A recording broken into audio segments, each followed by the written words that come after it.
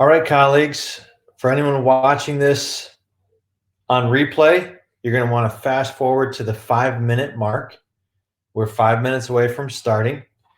For the handful of people who are already here, welcome. Don't worry. You still got a few minutes. For anyone who is listening right now, could you just type hi or I can hear you in the chat? That way I'll know that audio is working.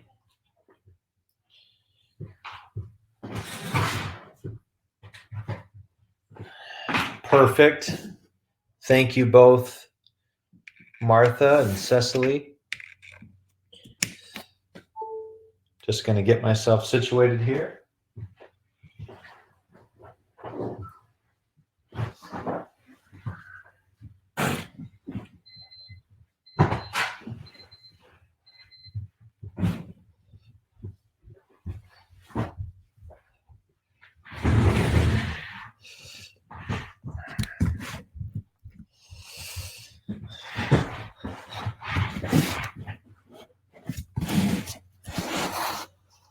Again, for folks watching on replay,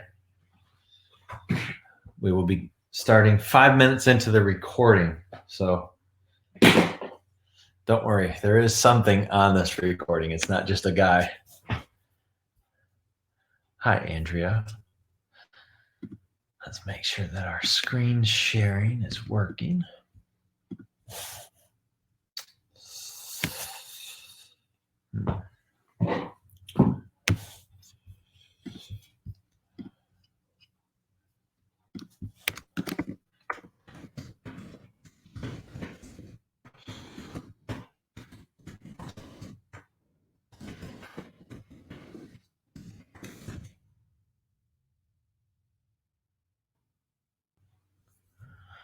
Martha, that's very cool. I gladly gave up a lot of time in class today to talk with my students, none of whom were even close to being alive during 9/11, about 9/11.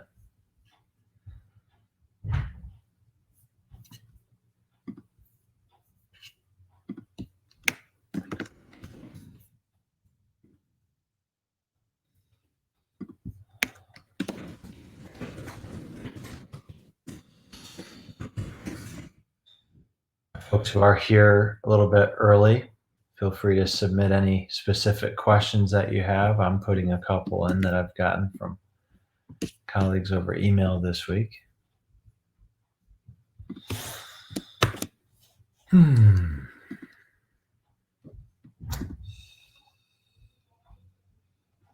Okay.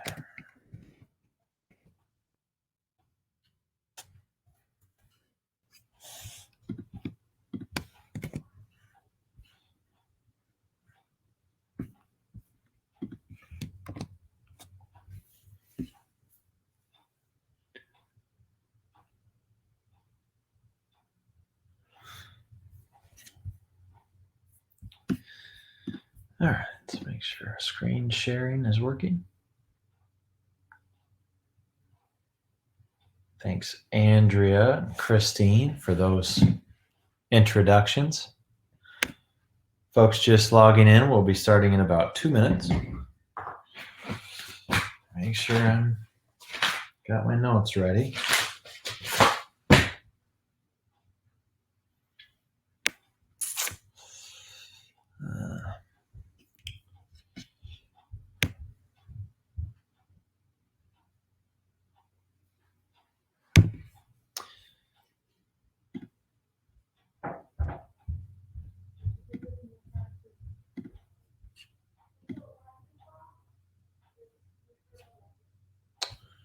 Okay.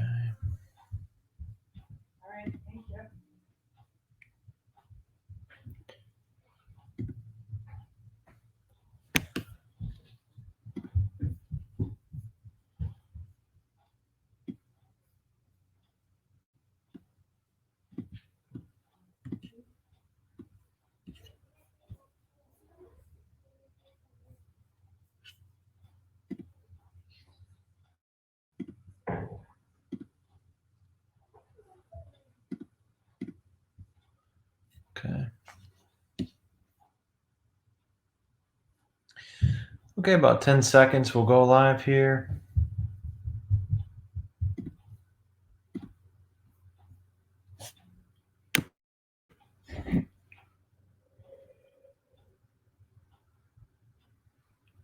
Uh-oh, I'm going to run out of coffee during this. That's all right. I've probably drank enough today. Well, welcome, colleagues. Welcome to this session on more than teacher self-care, how to remain constant in a world that's not, how to manage pressure when work is stressful. I'm so thankful for those of you who are watching live, thankful for those of you who will be watching in the replay.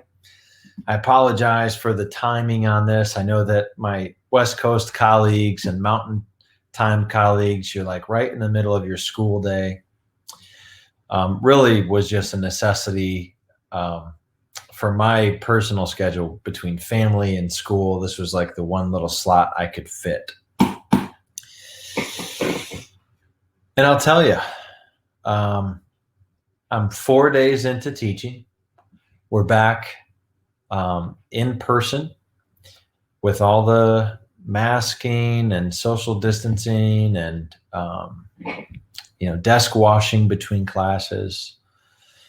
Kind of a blended approach. So we have to be ready for in-person learning every day, but we also have to be ready to support any student who has to quarantine at any time. So we've got to be able to deliver instruction and the curriculum through a learning management system and in class. And, there were plenty of times this week when I said, Dave, you need to cancel the webinar for this Friday because you have no idea what you're talking about. You're running ragged. You're exhausted at the end of each day. I don't know what it's like to go like multiple days without sleeping while you're strung out on amphetamines and then to go to sleep at the end of that. But I'm assuming it feels kind of like I have felt each night when I've gone to bed this week. It's mind-boggling to me how I can have really no new preps. I've taught both of the classes that I'm teaching this year before. I've taught this many students before.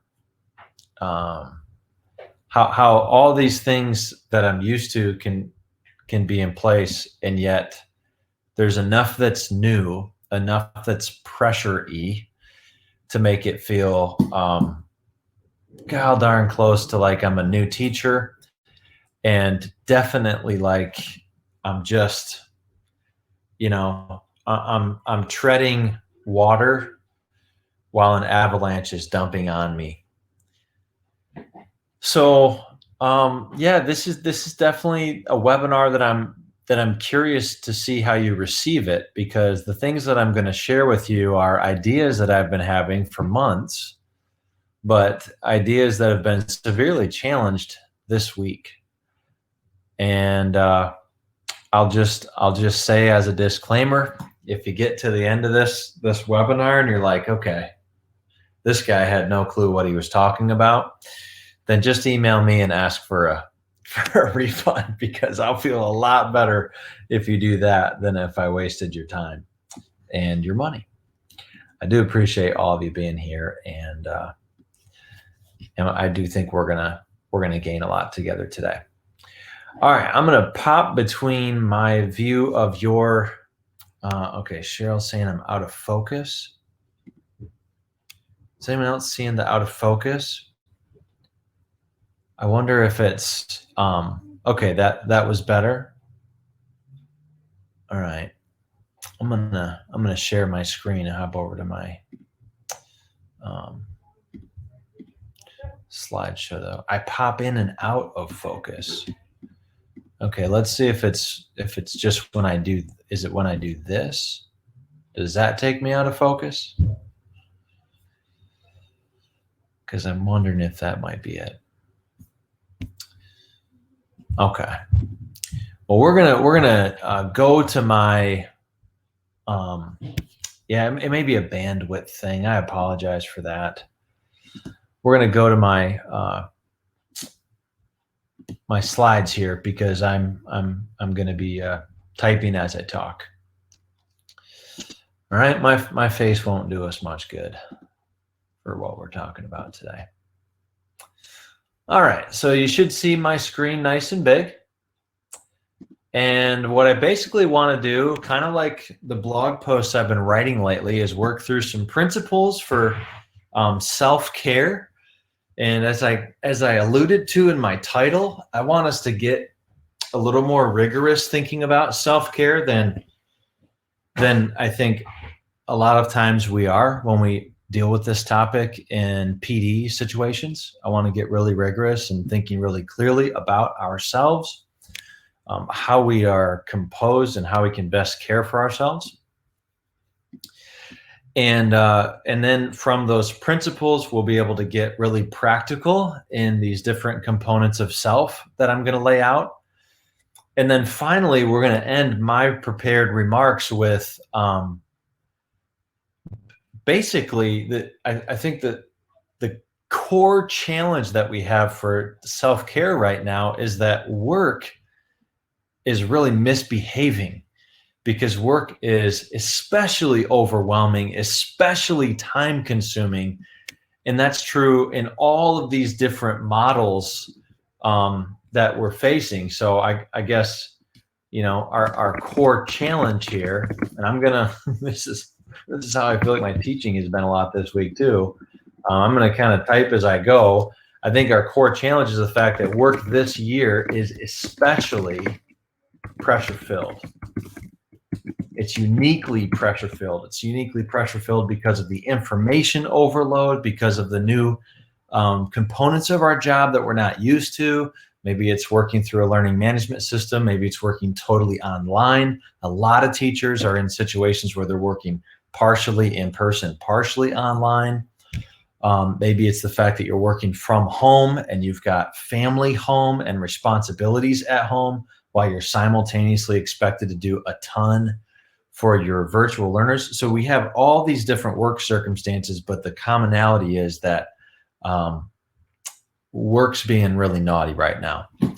Maybe you had things in place to protect yourself from overworking, but like those things aren't working this year. So that's what we need to look at.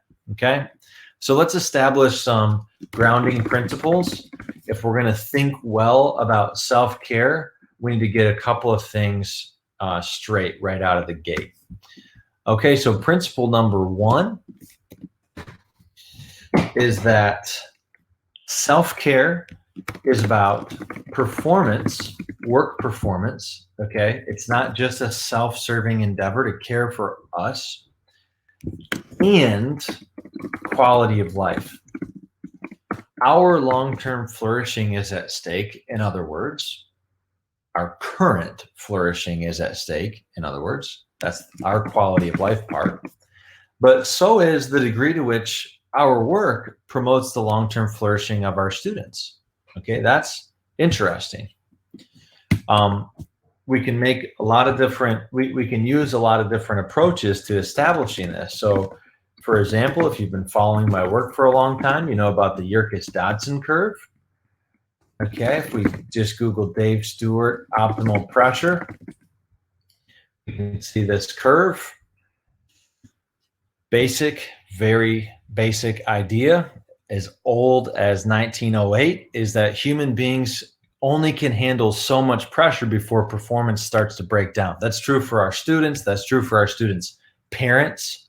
One of the questions that someone submitted I saw is about the parents of youngest learners and how they're feeling overpressured right now. That's a very good thing to be thinking about and paying attention to, because if you overpressure a parent, their performance as a parent will decline.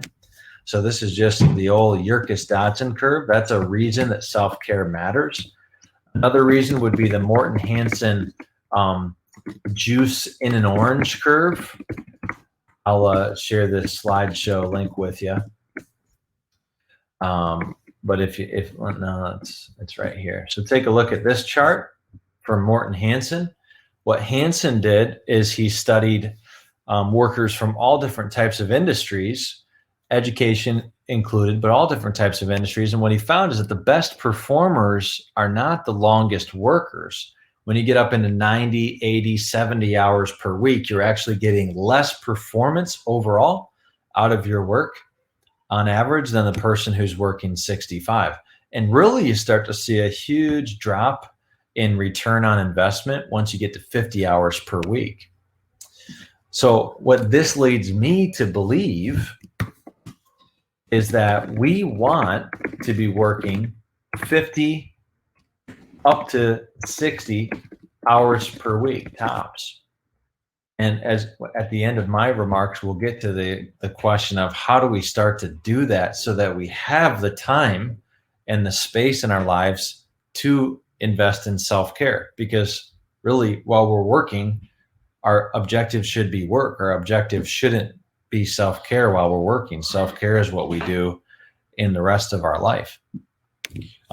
Not to say that you can't take the principles we'll look at today and weave them into your work, but they can't. We can only do so much self-care while we're supposed to be working. Parker Palmer had a tendency to say that we teach from who we are, and I think that he's right. There's a line that I think about a lot that Jenny Jones, one of our colleagues who's been reading the blog for a lot of years, she shared this with me years ago from her mentor, Nancy Spencer. Great teachers have great lives. And I think that this is true because of Parker Palmer's astute observation that we teach from who we are. The point here is that we need to care for ourselves if we're going to optimize our performance at work and optimize our quality of life. So this is not a small topic. This is not a self-centered idea.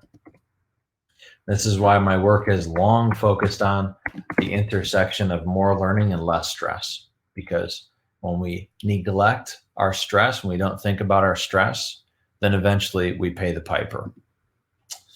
Okay, just making sure that I'm still with you. Okay, so that's our first principle. We're being professionals to think about self-care. Second principle is that we are not simply brains on sticks. If you look at a lot of the educational literature, a lot of the popular terms in education, you almost get the sense that students are just brains. And, I remember, what was it, like Teenage Mutant Ninja Turtles when I was a kid, there was this bad guy who was just like a brain. And he had this little like robot he would go in, and the brain would just be, I think his name was Krang. Let's see if we can find a picture of Krang. Oh, that's like a really disturbing one. Yeah, this is what I'm talking about. Okay. That is a lot of times how we think about humans. We talk about the brain. But the brain is not like the most useful way to think of a human being. This thing is not what we actually are. So I think you can pretty easily find evidence that there are a few dimensions to us. And if we're going to talk about self-care, we need to think really clearly about what us is. What am I? So I am certainly, there's certainly a mind to me. This is the place where I experience emotions. This is the place where I experience thoughts. Okay, so this is the intellectual and the emotional. These are realms of our self that we can do something about when we're experiencing lots of pressure. There is definitely a physical component, right? So if I don't sleep enough, then I'm going to be more susceptible to the negative effects of pressure, and I'm going to be more likely to skimp on sleep the next day because my decision-making will be impaired. So we can't not forget about the physical element of ourselves. And then this is something that I think any teacher can quickly acknowledge too. There's also a social element to us. Our culture has this idea that it's all about the individual, and the individual completely determines the course of their life. But it really doesn't work out that way. We've all seen students who act one way when they're just with us or they're in a conference, but then they act another way when their buddies are around. And we've all seen that in ourselves too, right? If I go hang out with this group of colleagues for lunch, I'm going to tend to start to be shaped by them, to conform to them, versus if I go with this group of colleagues or if I stay by myself. So there's also this social element of us that can't be neglected. And we can affect that too when we think about self-care. These 4 areas, the emotional, the intellectual, the physical, and the social, are the 4 areas that we have the greatest control over. These are the 4 spots we're going to look at today and look at specific practices that work really well for caring for ourselves in these areas, and then the specific practices that work really poorly. So we're going to compare best practices to poor practices in the emotional, intellectual, physical, and social aspects of ourselves. There are other aspects of ourselves, I think, that are less easy to affect directly. So one of them would be the will. This is the motivational part of us. Sometimes you'll see this referred to as the heart. I find that the will is difficult to affect directly, that I have to instead shape it through things that I do with my body, things that I do in my mind, things that I do with my emotions, and things that I do with my social realm. My motivation is really a fruit of what I'm doing or not doing in those areas. And then, of course, there's the soul, the spiritual aspect of a person. Secularism doesn't tend to give a good hard look at the soul, but for the predominance of human history, people of all different cultures have taken a lot of thought about the soul. We're not going to think about these guys today because I think they're outside of the purview of our session, and they're a little bit trickier to affect, but we are going to focus on these. Okay? And the whole point here is that you can't do self-care effectively, intelligently, professionally, unless you have a robust model for the human being. And I, by the way, credit the USC philosopher Dallas Willard for helping me to think of the human being like this. Dallas Willard. Any questions or anything or comments that come up while I'm going through this that you want me to answer live, please just go ahead and put those right here on the side, okay? Because I'll keep bopping back and checking these out. And then if it's a question that can wait until the end, just pop it right here in the ask a question spot. And I'll handle those after the prepared remarks. Okay. All right. So yeah, I think there's a really strong case to be made for not just thinking of ourselves so one-dimensionally as a brain that has this cool robot to walk around in. All right. So now we can take these 2 grounding principles and start to attack self-care really intelligently. I think we can start to now have a strategy that can get us through this year and bring us out on the other side further than we were when we started, maybe even significantly further. And I'm talking about further at a whole life perspective, further, deeper, larger as a human being. That I think should be our goal. If Parker Palmer's right and we teach from who we are, then we want who we are to be becoming deeper, wiser, fuller. So here I think is what it comes down to. Self-care in light of these things comes down to A, we need to understand best practices for affecting the physical, intellectual, emotional, and social aspects of our being. And now all of a sudden, any research that we come across, any news article we come across, advice that we come across, we can begin to filter through, okay, this could help me in thinking about the social element of my life. We also, of course, need to understand poor practices. As you know from teaching in your classroom, bad examples can be really useful for teaching. Non-examples can be super clarifying. So if we can understand poor practices for affecting the physical, intellectual, emotional, and social elements of our being, it can give us some insight that simply best practice study won't. C, we need to understand best practices for for taking on / habituating best practices. All right, the stuff in A. How do you make that as automatized as it can be? How do you make that a part of the fabric of your life and not something that you have to constantly think about and feel pressure about doing, right? Because that's what we don't need is more pressure. So how do we form habits? And for abandoning or dehabituating poor practices. Okay, I was just on the way to work this morning listening to there was a story on NPR about alcohol use during COVID. Alcohol use, they're saying like alcohol sales since the lockdowns began in March are up 30%. And there were these physicians and addiction specialists saying this could end up being a really serious problem. So that's an example. How do we abandon poor practices? And then finally, as I said at the start, how do we make work behave?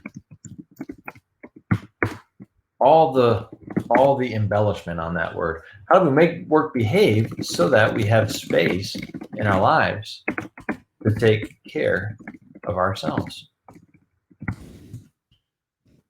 That is, I think, what self-care comes down to. That's where we're going to go with the rest of my prepared remarks.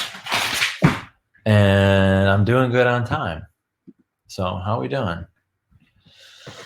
What is currently resonating or standing out in what you're hearing? A couple people share in the comments, please, if you wouldn't mind. What's currently standing out or resonating? Anything getting clearer with our grounding principles? We are much more than brains on sticks. Finding a way to keep this as autonomous as possible is interesting to me. Yeah, Diane, because we can't survive if we make the personal realm of life also a place of intense pressure, because I don't think work is going to stop being pressureful. I think what we're going to have to do is think our best, better than ever about our work. We're going to have to be pioneering in focusing on the work that matters most and stripping away all the extra, all the stuff in teaching that we do because we're supposed to or whatever, right? And we're going to be able to best engage with those questions about work by making non-work an oasis, a place of strength, a fortress through some of these practices that we'll look at. So, Diane, I appreciate your sharing of yourself by saying I work long hours, don't get enough sleep. School takes my whole day and night, no time for me. I got to work this morning bright and early. I've never seen our school parking lot as full at 6 a.m. as I have this week. It's unreal. I mean, it's like half of our staff is there at 6 a.m. That's not normal. Our school starts at 7:30. And I was walking in with one of my colleagues, and he's probably 20 years ahead of me or so. His name's Mr. Taylor. And he was just like, I've worked every day this week, all day long. I go home, I'm on the computer all night, getting tomorrow's lessons ready. And he's like, I'm dying here, man. Like, this is brutal. I said, yeah, I know. Thanks for those in the comments. We'll pop back now. I don't want to push my luck on timing here. My family and I are doing an annual camping trip to Lake Michigan today, and we're leaving right after I'm done. So I can't be late. I will pay for that all weekend. I'm late. I'm just kidding. They're really nice. All right, let's start with the intellect, the mind. Mind is the place through which we experience life. It is the most obvious part of our self. We think with it, we see with it. So the mind is prime ground for getting some self-care in action. Let's look at some best practices. See if I can make this a little bigger. Oh, that didn't do what I wanted it to do. All right, let's look at some best practices and some poor practices for the old mind. So first, almost all of us have these repeating loops in our mind, these thought patterns that come back again and again and again and again, these things that loop. So the best thing that we can do is make sure that those things that loop are really good. So for many ages, people in all different traditions of philosophy and ideology have practiced meditation. And when I say this, I want you to think about mentally chewing on, ruminating on, contemplating, okay? I don't want you to think about anything besides that.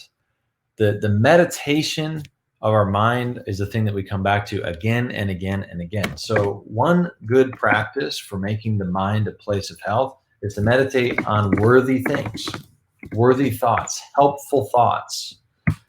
So you can find all types of these from all the different philosophical traditions, but also there's some that we talk about a lot on the blog that I'll point out right now. Here's a thought that helped me a lot early on in my career. I am not my job. A job does not define me. Dave Stewart is a greater entity than just a teacher.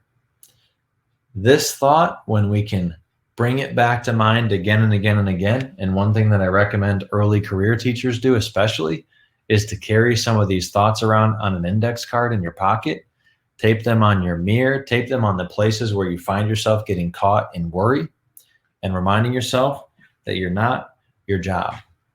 There's a beautiful Toni Morrison story that I want to quick read an excerpt of. Okay, and this is from a New Yorker piece that she wrote. So let me just read this to you. It deserves it. One day alone in the kitchen with my father, I let drop a few whines about the job. I gave him details, examples of what troubled me, yet although he listened intently, I saw no sympathy in his eyes. No, oh, you poor little thing. Perhaps he understood that what I wanted was a solution to the job, not an escape from it. Anybody resonate with that line? We want a solution to the job, not an escape. We like teaching. In any case, he put down his cup of coffee and he said, listen, you don't live there. You live here with your people. Go to work, get your money, and come on home. That was what he said, Morrison continues. This is what I heard. Number one, whatever the work is, do it well. Not for the boss, but for yourself. Number two, you make the job. It does not make you. Number three, your real life is with us, your family. Number four, you are not the work you do. You are the person you are. And that lines up with the thought we had just been talking about. You're not your job. You're not the work you do. You're the person you are. So if you think about our grounding principle about us not being brains on sticks, you're literally not the work that you do, because you're this mind which contains so much more than your work. There's this social element of you, which is so much bigger than just your school, and so on. So Morrison continues, I've worked for all sorts of people since then, geniuses and morons, quick-witted and dull, big-hearted and narrow. I've had many kinds of jobs, but since that conversation with my father, I've never considered the level of labor to be the measure of myself, and I've never placed the security of a job above the value of home. Another way that you can meditate is you can take an excerpt like Morrison's and just read it each morning for 5 days in a row. Read and reread the Morrison excerpt. Or an excerpt from the Quran or the Christian New Testament or Marcus Aurelius's Meditations. Here's a thought that the Stoics have, speaking of Marcus Aurelius. It's in Latin, it's memento mori. And it means remember that you will die. The Stoics used to even carry around little coins in their pockets to remind themselves of this truth.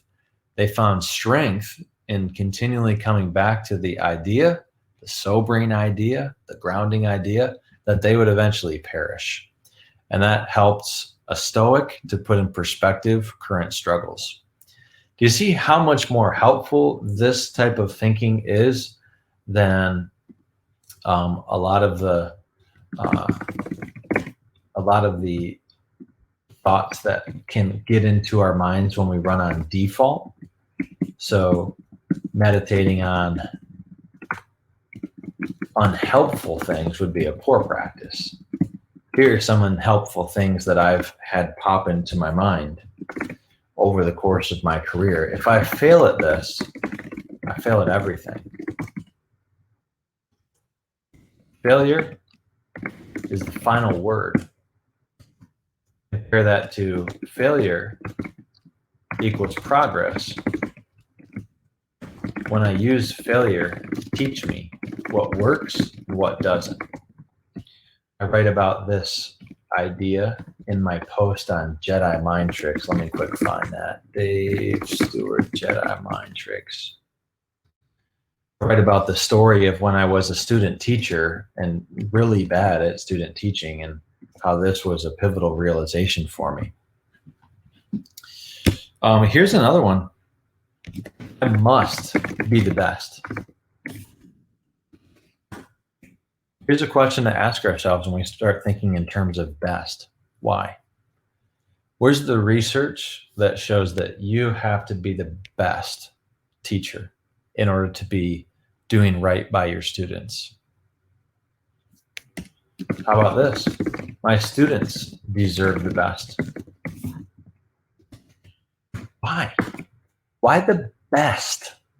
Why can't our students just deserve a quality education?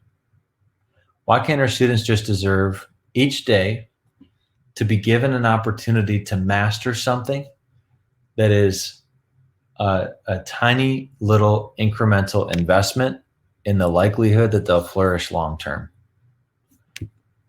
A thought that I write about a lot on the blog and I've written about in my book, These 6 Things, is the idea that we promote long-term flourishing. We promote long-term flourishing by teaching our students to master things like physical education or mathematics or elementary reading. We don't guarantee long-term flourishing. That's above the pay grade of a finite human being. You can't guarantee outcomes. Sometimes in education, we have literature, we have speakers, we have school building cultures that pretend that we can guarantee outcomes. I've not seen good evidence for that. What you can do is just learn the practices that work best in teaching and learning. Make sure that you become as good as you can be at those. And then over time, watch as outcomes improve. But you can't guarantee outcomes. Okay, so you're starting to get a sense of how the thoughts that we come back to again and again and again, the things that we meditate on, really matter a lot. They matter a lot.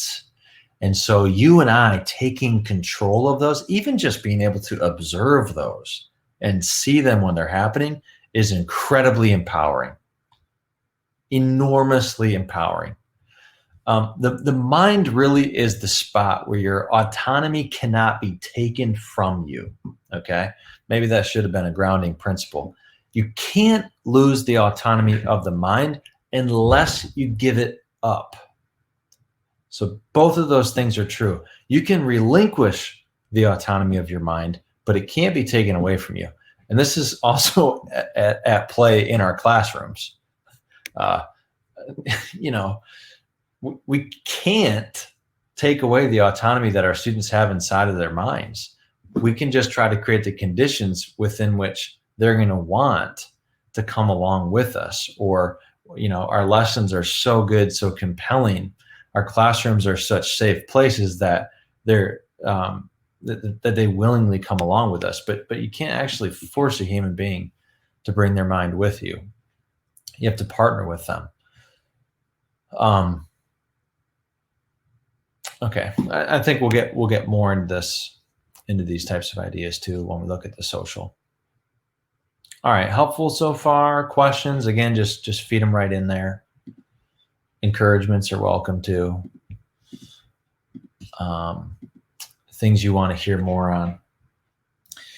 Okay, yeah, another very helpful thing for meditation is to go out into nature. This can connect with the body, but reflecting on the natural world, I've found to be an enormous source of strength during COVID. I recommend that everybody find the closest natural spot to where you work, even if it's a little park, even if it's a tree. I mean, you take what you can get. If it's just a little square of green space, if you're teaching in an urban environment. But I always tell myself during my prep, if I'm completely shut down, bogged down, spinning my wheels, just finding myself going towards time-wasting activities like checking my email for the 5th time today or checking out the news or something that literally won't help me, then probably it'd be better for me to just set my timer, walk 5 minutes toward that nature space. So for me, there's like a field near our school. Just set a timer, walk 5 minutes out, then turn around and walk back.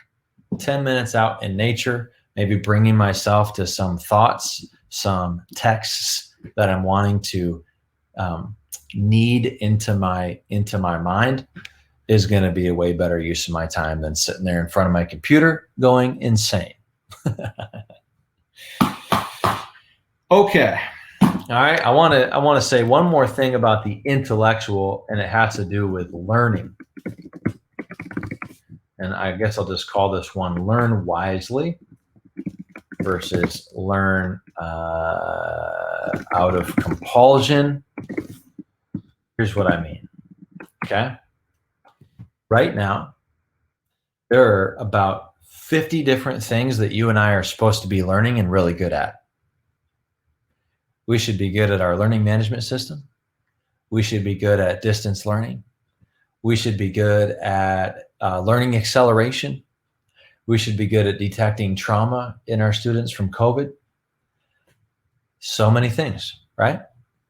And we have to be good at all those things. Here's the thing, we can't. There's a finite learning ability in the human being per day. You can only learn so much. And when we talk about mastering things, now we're getting really crazy because you can master even fewer things. So learning out of compulsion is this idea that I've got to learn it all. Okay, so we're scouring social media to read the latest and greatest articles and opinions. We're following all the gurus. We're reading every page of Ed Leadership, all the research, all the new books, all the stuff that our principal sends us, et cetera, et cetera. That's learning out of compulsion. There's no intelligence behind that. It's just like a blind thrashing and swinging in the dark. Well, that will produce nothing on you than pressure, than a feeling of futility. It'll just suck the joy out of this amazingly intellectual journey that we're on as teachers. So what I recommend is that in your professional life, yeah, you should be learning every day. But what I like to do is have one new or review topic. This is a topic that I'm giving myself to. Maybe it's only 10 minutes per day. Maybe it's 30 if I'm gonna really just ignore the 98,000 other things that are crying for my attention and pay for it tomorrow. But if I have one new or review topic per day that I'm coming back to, then I can usually always find time for that. So what I decided to do going into this week is I decided, Dave, you've got students who haven't been in the classroom in 6 months. You've got all these new behavioral expectations of them with the masks and the social distancing and all this. Plus, they all have laptops this year in case we go remote. So why don't you just review classroom management? Review how to create a space where students know what is expected, where students know the types of behaviors that promote the goodness of the space, and just be really good and consistent on reinforcing those things positively. So I've just been reading about that. I've in fact stopped reading about distance learning because right now, as of this week, we're in person. Okay, but so maybe for you it's distance learning. Maybe you're looking up Fisher Fry Hattie articles about distance learning. Great, but just limit it to that. If you have a question about trauma-informed care, if you have a question about racial equity, then go reach out to colleagues who you know are really into that, or make sure that you're, we don't want to be negligent in these areas, but we can only learn so many things. That is an inescapable reality. And as soon as we stop partnering with reality, we create pressure that will not go away until we again submit to reality. So I like to have one new or review topic in my professional life. This is like maybe an article a day, maybe per week. And then one sustained topic, something that I'm digging deeply on for, in my case, years. That topic for me right now is student motivation. Inside out, belief-oriented student motivation.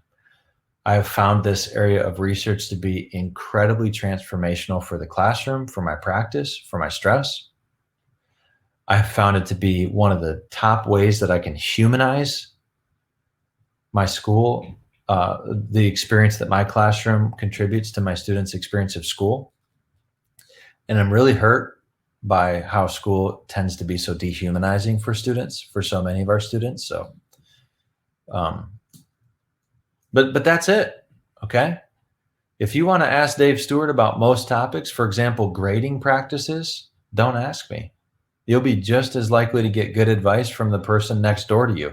I don't know anything about that person, but I know that they probably have about as deep thoughts on grading as I do, because it's not an area that I've chosen to learn. Doing what I have on the screen is going to get you way further down the road in expertise by the end of this year, because you'll actually make progress on your one new or review topic. You'll make progress. You'll get deeper thinking, greater clarity, classroom practice improvements by focusing that you won't get if you're just random. And for the love of all that is good, do not let Twitter tell you what to learn professionally, because you are just chasing your tail when you do that. And so am I when I do that, including my Twitter. Now, there's one other thing that I want to say about this, and I think that it's in our personal life we should also be learning. But we should not be learning something about teaching in our personal life. This is a stupid little thing that has made my personal life so much more of an oasis. And it's that I don't read teacher books at home. So I like to read sometimes really deeply. So like right now, I'm trying to read through all the books and articles and listen to the talks of this USC professor that I've been citing lately, Dallas Willard. I just find that he's a way deeper thinker than me, way clearer thinker than me. And I rarely walk away from reading something of his that doesn't get me kind of scratching my head saying, huh. And also just for fun. I was at a bookstore a month or so ago, nearby local bookstore, and the clerk just raved about this book by Eric Larson. And it is called The Splendid and the Vile. And it is about the Battle of Britain when Winston Churchill was the prime minister. And it's not useful for my classroom instruction, not useful for my family life. It's just an interesting book.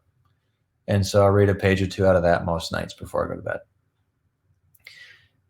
What this column that we're looking at starts to do is it creates a mind that is engaged with learning.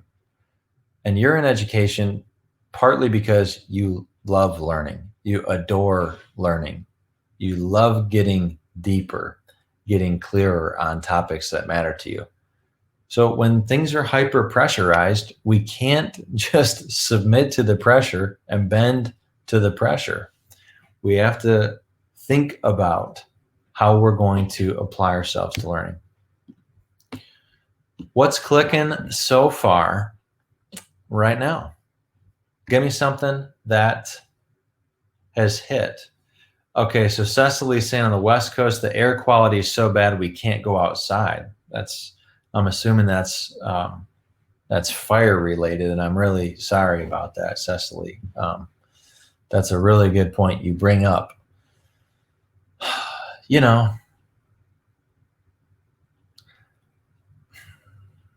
yeah, I would just say so. So I think that a point of nature, like a benefit of going out into nature that I'm finding is that I'm looking at things that exist completely apart from any effort of my own. And I'm reflecting on the fact that all these trees and blades of grass would be here whether you worked 50 hours today or not, Dave. And it's helping me to just situate myself in the idea that the world doesn't rotate around you, man. Like, your job's important, you matter, but you're also not mission critical to the whole operation. So Diane says bubble bath. I give that a major thumbs up, big time. Cecily, it may be for you, it may be reading a good book. It may be a certain couch or chair that is kind of a sacred space, a spot in your school that nobody knows about. I just encourage you to continue to engage with that question because it's a really good one. Cool. Awesome. Thank you for that. All right, I better keep clipping here. So let me pull my screen back up. All right. Okay, so these things will help with our intellect. Not all of them are this long. The emotional aspect of our being is the place where we experience this is the place where we experience pain, sadness, etc. So I think step one is to train ourselves to be able to observe and acknowledge difficult emotions.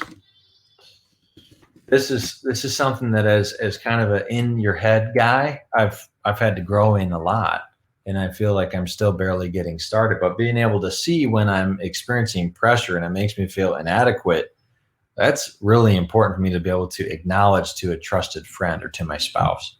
Say like, gosh, I feel really defeated today because I went to work early, I stayed late, and I'm more behind than I was when I started. I feel bad about that.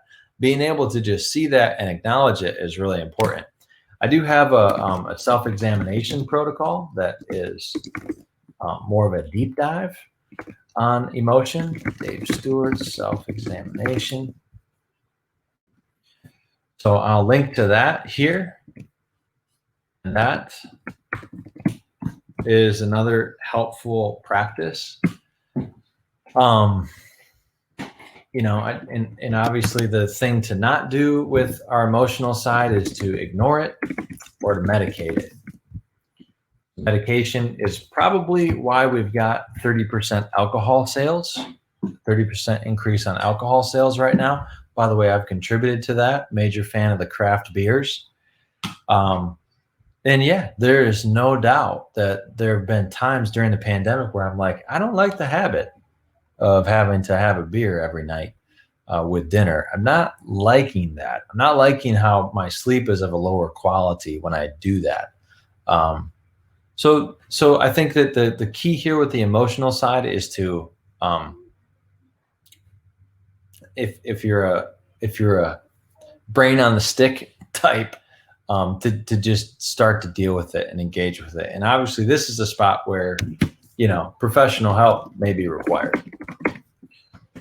Seek it if you need it.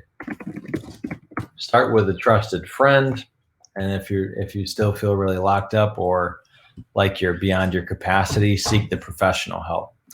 I will also say I felt like this was necessary because I know some teachers are struggling to a degree that I can't even imagine right now.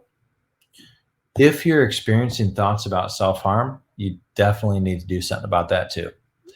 And these are some resources on the screen that I would say use immediately. If you're saying, dude, I don't want to deal with my emotions because they're really deep and really dark and I need to just ignore them, start here. Use these resources. And these, by the way, are resources that, I share with my students too. So the emotional side, that's what I have to say there. Okay. Like I said, I'm pretty early on the journey in the emotional element, but it's something for me to just say, like, that's a thing. Think about that, deal with that, work through that. Don't ignore that. Let's talk about the body, the physical. Okay. This is another spot where I'm kind of new, but I am finding that engaging with the physical aspect of my being is giving me breakthroughs in my working life. So, sleep, super basic. I've written about this long ago. I'll include that post here. Where are we? Okay, but we basically need 7 to 8 hours per night. For me, this means I don't get to watch a lot of TV shows that I'd like to watch. I don't get to read all the books that I'd like to read. I just don't, because I have to pick between those things and sleep. And usually when I pick those things, I regret it and feel more pressure at work. So sleep is a way of acknowledging our finitude. Exercise is another one. Don't ask me how to make time for serious exercise when you're teaching, because I have not been able to figure it out this week. But a 5 to 10 minute walk is a heck of a lot better than no walk. Even just standing up at the computer is a heck of a lot better than sitting down. And you don't need to go buy one of those expensive stand-up desks. You can just, you can rock out a box. Okay. There we have a very high quality box serving as a desk. And I've got other boxes here when I want to stand up. These are basic things that we can do to improve the health of our body.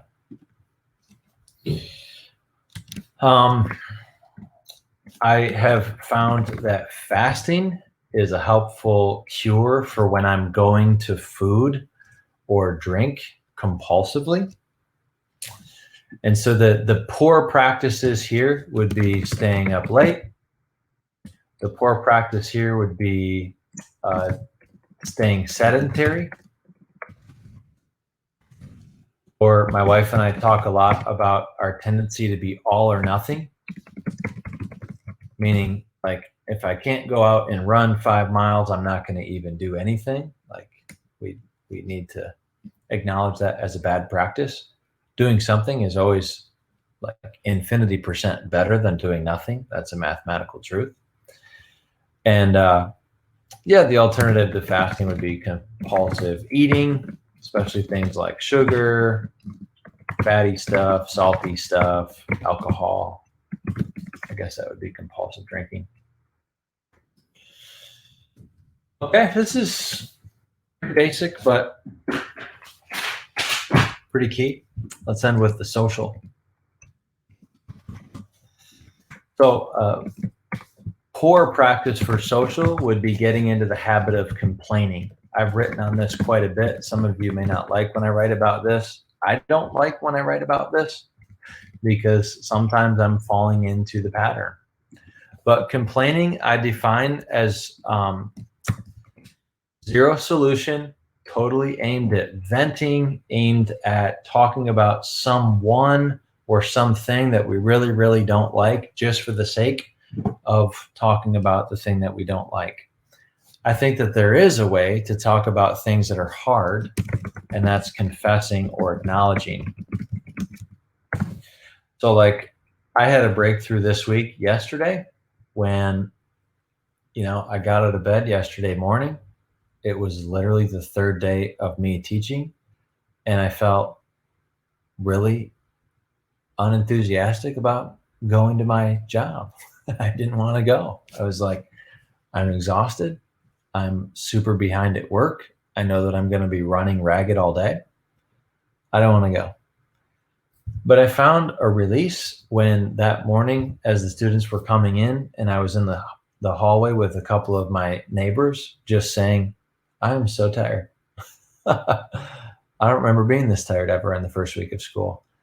I found a release by that. And I found an even greater release when some of my colleagues were able to say, I'm tired too. I feel the same way.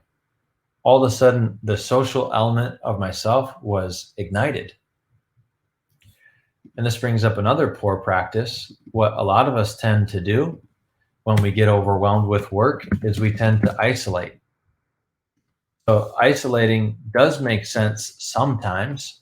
I have advised and still advise that when you're trying to work and focus, you should shut your door. You should even think about turning the lights off so that your colleagues think that you're gone and they'll leave you alone. Because there is a time for intensive focus, but there's also a time for connection.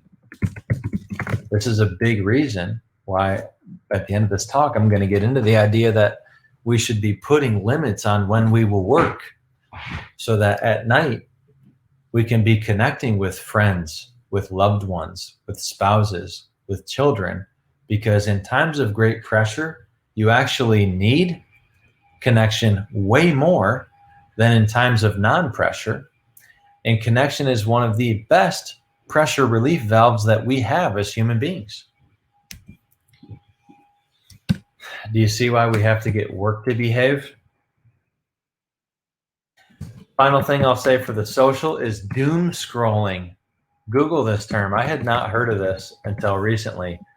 Doom scrolling is when you just go to like a news website and you just crank down the feed eternally looking for bad news. Doom scrolling is when you go to social media and you just crank it down and you look at the way that society is hopelessly devolving into tribes and you just keep taking in the doom. So doom scrolling totally affects the social realm of our life, and it's no good.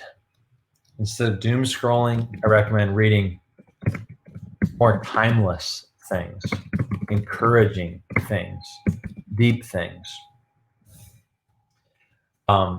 Talking with people who you find to be engaged in the timeless versus just whatever's hot today, whatever's controversial today. So these practices make the social part of your life a source of strength, a fortress, a place of respite. These make the social part of your life a source of weakness, even cancerous, energy draining. And so we emerge from these less prepared to deal with pressure in our job. We emerge from these more prepared to deal with pressure in our job. So now we got a problem. All of those things take time. Work is more demanding than ever. What do I do? That is a good question. What do we do? So now we're going to get back to some of the themes that I've written about for many years. Okay. First, you don't start with the work. That's a bad practice. Don't start with all the stuff that you have to do.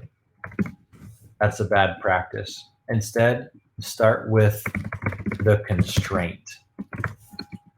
Where must work fit in order for your life to make sense, in order for you to have space to make good on your commitments outside of teaching, to make good on your commitment to yourself, to care for yourself in the ways that I've just described. Start with the constraint. I spoke with you a minute ago about this idea from Morton Hanson that we can only do so much so many hours per week. Remember this? So I think 50 hours a week is a really good constraint and a really professional constraint to say, I can give teaching 50 hours and that's that. You may find that it's not possible right now. And so for you, maybe 60 would be a big improvement. The way to begin with setting constraints is, first of all, charting your current work time. And I'm talking about everything work related. So get out a spreadsheet, get a time tracking app. And this is going to take discipline. This is going to have to be like your one thing for a week. But keep track of every time you check school email, every time that you go on social media for something professional, every time that you read a book about teaching or an article about teaching, every time that you lesson prep, every time that you give feedback on student work, every time you log into your learning management system, every time you go on Zoom, every time you respond to a student text via Google Voice, I'm talking everything. And get a number. What you want is a number. You need a number. I mean, this is the same thing that personal finance consultants say to people, right? Let's first of all figure out your spending habits, and then we can identify improvements. So figure out your current working time and then set a goal. Like I said, the Morton Hanson book, he says 50 hours per week. That's kind of a good standard, okay? You may have more things going on in your life where you really need it to be 40 hours per week. You may have a more flexible life or a more demanding job. And so you're saying, there's no way I can possibly do 50 hours. So fine, do 65. But look, I'm just going to say it. Anything past 65 is not okay. Dave, that's kind of a mean thing to say, man. I feel a lot of pressure from that. I get you. But I can picture me the first year of my career. I'm sitting in the hallway. I was on hall monitoring duty during my prep. I'm sitting at a desk. I've got this pile of stuff next to me that I need to do. Student work I need to give feedback on. And my mentor, my school assigned mentor, Cheryl, she comes up and she's sitting with me and we're having a mentoring meeting. And I'm like outraged because for the first time, it's apparently occurred to me that I can't do all the things that I'm supposed to do, all the things that I need to do, all the things that I need to do to be a good teacher. I cannot do them all, Cheryl. And you got to imagine her. She was a mother at the time. Like she was a mentor. She had a very complicated job. You got to imagine her kind of shaking her head, looking at this 23-year-old kid who's single, lives by himself, and is complaining that he doesn't have enough time. She's like, dude, you have no idea. But what she basically said to me very politely and diplomatically is, dude, you have to pick. You can't do everything. You can't make your bulletin boards beautiful every week and change them every week. I know you read about that in a book or you saw that on a movie, but you can't actually do that and plan lessons and give feedback on student work. I mean, folks, colleagues, do you know how many hours, have been spent in the last month by teachers around the country on Bitmojis? How many hours do you think teachers have spent making Bitmojis? I'm not going to out the organization that did a PD recently on Bitmojis, but it was a high-profile, nationally recognized organization that was legitimately running a PD for teachers on setting up a Bitmoji classroom. Folks, if you're spending any hours per week on Bitmoji stuff and you feel overpressured in your job, delete the Bitmoji app. Like, it's cool. I like Bitmojis. They're very entertaining. Like, it cracks me up when my brother-in-law sends me a picture of him as a Bitmoji riding on a unicorn. I mean, I'm into it. But if we're starting to talk about you have too many things to do, you can't work less than 65 hours per week, and you're spending any time on beautification, you have to stop. Here's another big area that you'll start to discover opportunities to simplify. It's giving feedback on student work.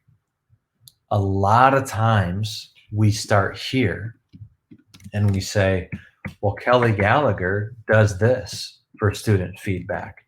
Penny Kittle does that. This math teacher on the internet, they do that. And I have to do that too. Those people don't work with your constraints. I mean, if you're doing the thing where you're teaching students in person and being responsible to simultaneously teach students online, you are in an unprecedentedly difficult teaching situation. And all of your professional focus now needs to be directed towards what are the basic fundamentals of an effective lesson in my discipline? How can I templatize really good lessons in science, really good lessons in reading, and do that template again and again and again and again? From the place of constraining our work and saying, I only work these hours per week, we start to have breakthroughs.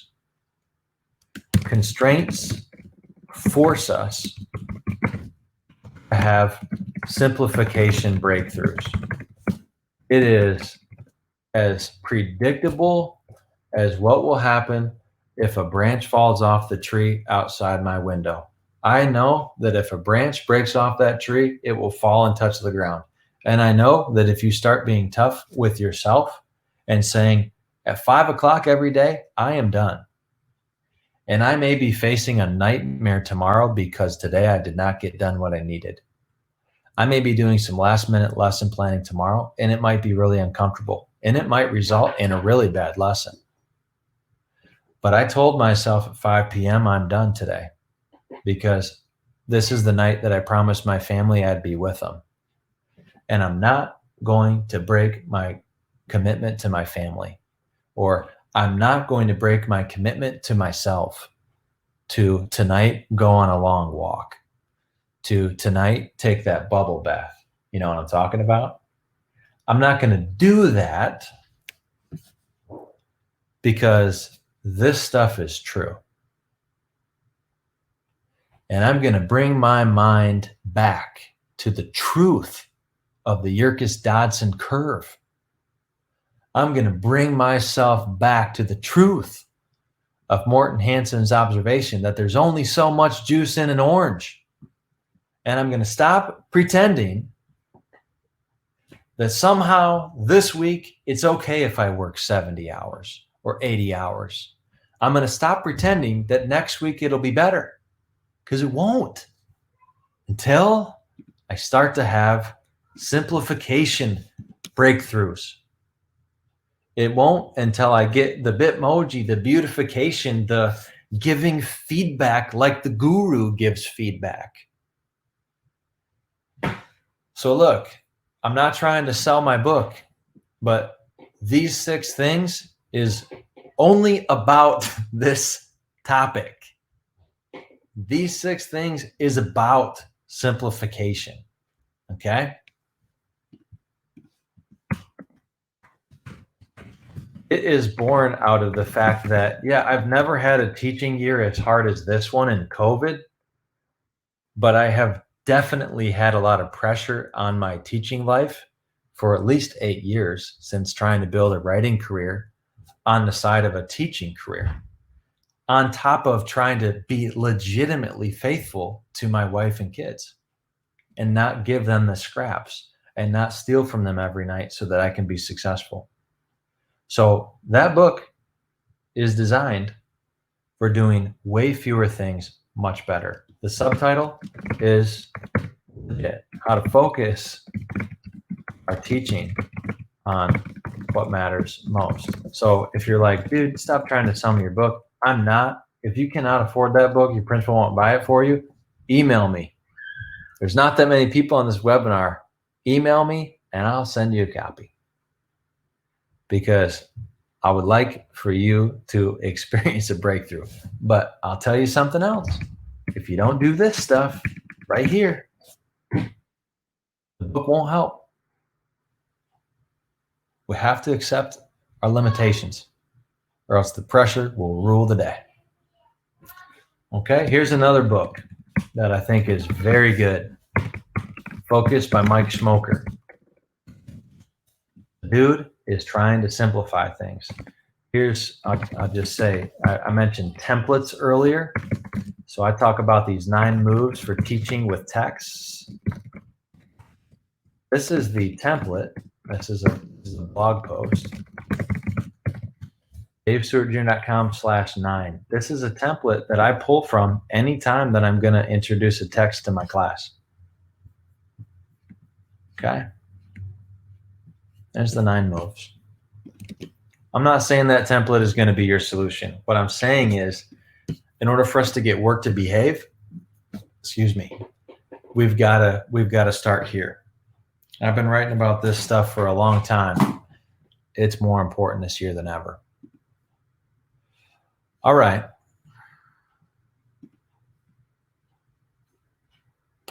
Martha, you'll be able to see this later. Yep.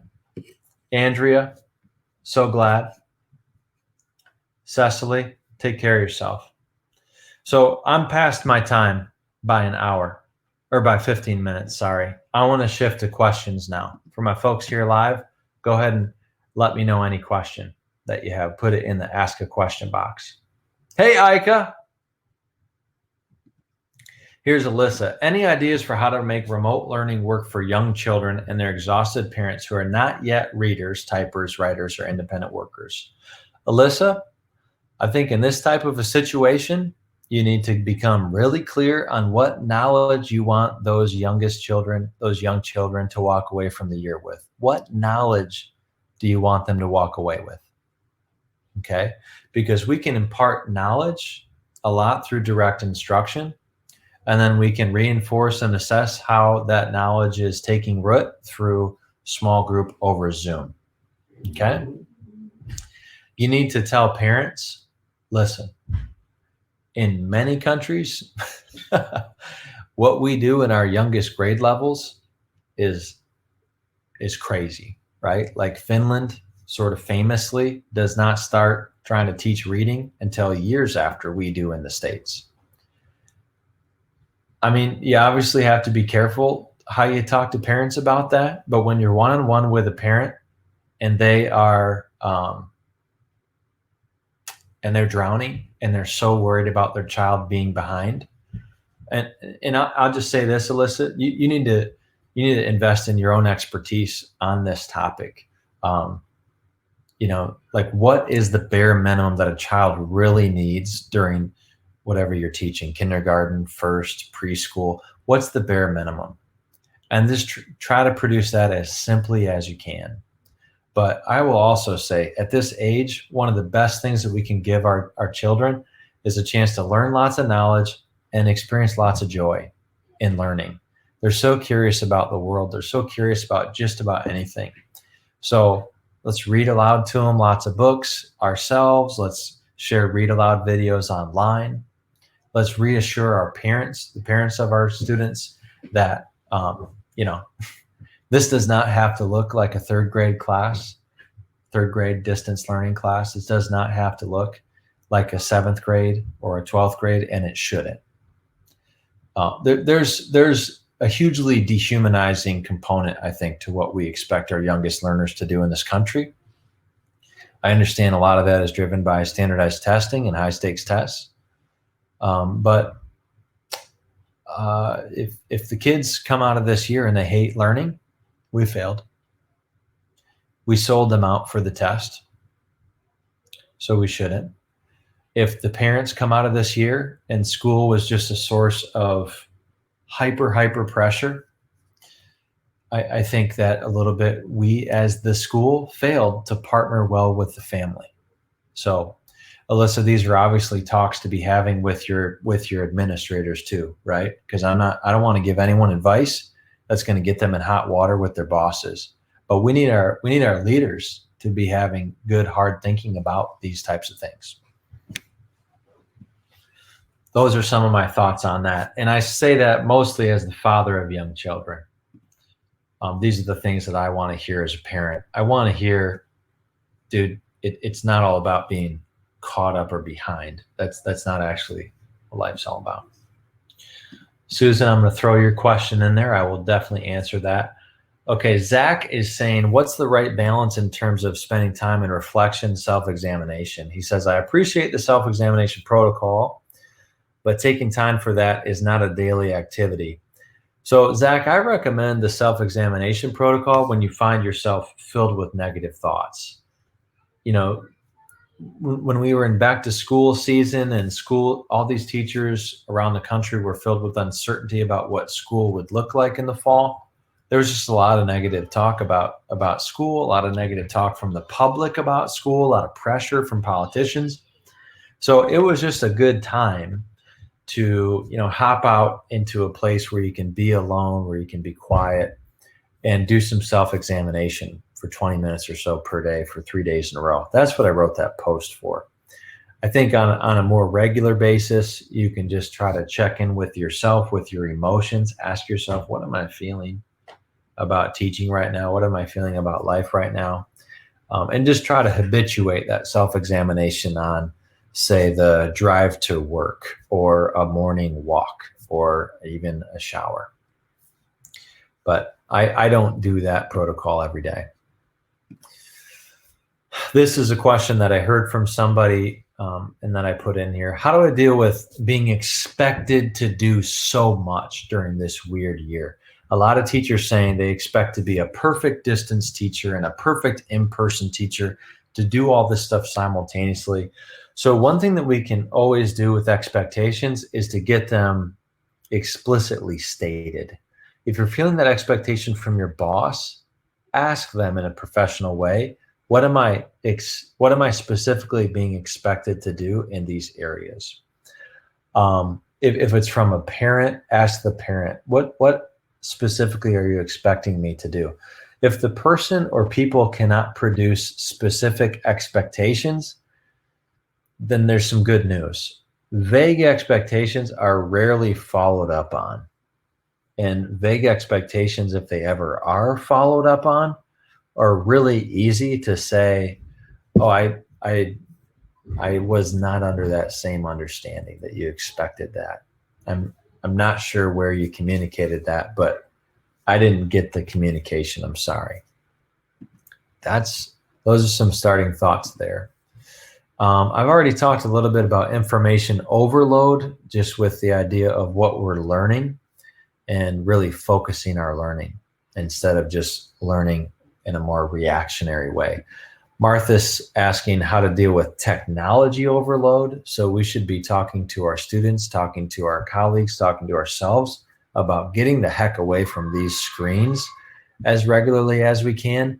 If you're doing something like a full school day, Zooming the whole time, I recommend giving your students good chunks of time during a live lesson to do independent work. And when possible, ask them to do that work non-digitally. Like, even if we shift to remote, I'm going to have my students working in a spiral notebook frequently. A learner's log, a science journal, a writer's notebook. Don't stop having students do that just because now they've got devices or a learning management system. You need to do that more now than ever. And then Susan, to your question, how to convey this information to first-year teachers who are starting their career teaching online. I would recommend, Susan, walking through with them the pieces that we just walked through. You you represent it in a way that makes sense to you, because you'll be most effective getting this imparted to them if you teach it from a place that you understand. that really resonates with you, makes sense to you. But if you're thinking you don't want to be that didactic, then feel free to just let me be the didactic one. Use the video that I just that we just made. Use that. Use a chunk from that, an excerpt from that. Maybe just the next time you're with the first year teachers, play the part about the social aspect, and on a whiteboard in the room that you're in, or in the Zoom that you're on, list, brainstorm as a group what really helps to make the social part of our life a source of strength and clarity, and what really hurts for making the social part of our life a source of strength and clarity. I think that's a great way to impart it to new teachers. And the next time you're with them, do the intellectual. The next time, the emotional. I wish I could go back in time and empower myself with thinking about myself in terms of those 4 really malleable areas. Diane, I'm already sensing some truth, and I've only read the first sentence. Diane's saying, teaching is like having more than one full-time job. It really is. We have our day job teaching students. Then we really have another full-time job handling all the grading, emails, lesson prep, etc. With 4 different preps, it makes life extra busy. Diane, when you have 4 different preps, I have 2, and I feel overwhelmed with 2. So let me first just acknowledge and honor the difficulty of your job, and tell you that you are doing something extremely hard right now. When you have 4 preps, I think you have no choice but to severely simplify what you're doing. You have to simplify grading. This probably looks like putting as few things in the grade book as you can get away with. I mean that. As few things as you can get away with.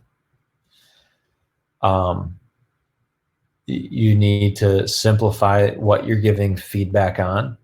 You've got to be okay with sometimes a check is what you're doing for an assignment. Okay? Be really picky about where you're giving feedback. Try to give more feedback live. If you're in person with students and you're allowed to walk around and look at the work that they're doing at their desk, try to give feedback right there, live in the moment. If you're doing something Zoom based, give feedback right in the Google Doc while they're typing. But you've got to bare bones your feedback, because you're teaching 4 preps. And then you've got to templatize your lessons. You've got to say, when we're reading something, these are the things that we do. And just try to get really good at those. So that's what the 9 moves post that I wrote is about. It's about getting super good at 9 moves for teaching with the text. And whatever discipline you're teaching, you've got to templatize the basic few lesson types that you use. And that's going to feel maybe like you're bastardizing your profession, you're bastardizing your work, you're taking the creativity out of it. But I think that we can find huge creative opportunities in templatized lessons, right? But if we don't do that, prepping for 4 different classes will crush us. And I love what you're saying. I have to make sure to rotate which class is getting neglected if I fall short and how much time I have to prepare. Yeah, that's right. One thing that I'm doing to cope with one of my preps is that I'm going to do more with current events this year, because I know that I can provide an article and I can instruct around that article really easily, and I can build up a quiver of articles. And I know, that class, if it gets neglected, I can always do something around current events to carry a day if I have to. And I can make up for the time that we lost through some focused instruction the following day. It's not the ideal circumstances for teaching, but this is not an ideal year. Susan saying, I also wish I could go back and do it differently based on what you shared, especially when my own kiddos were little. Thank you so much for stepping out and addressing this because it's so crucial. I really appreciate you saying that, Susan. Thank you.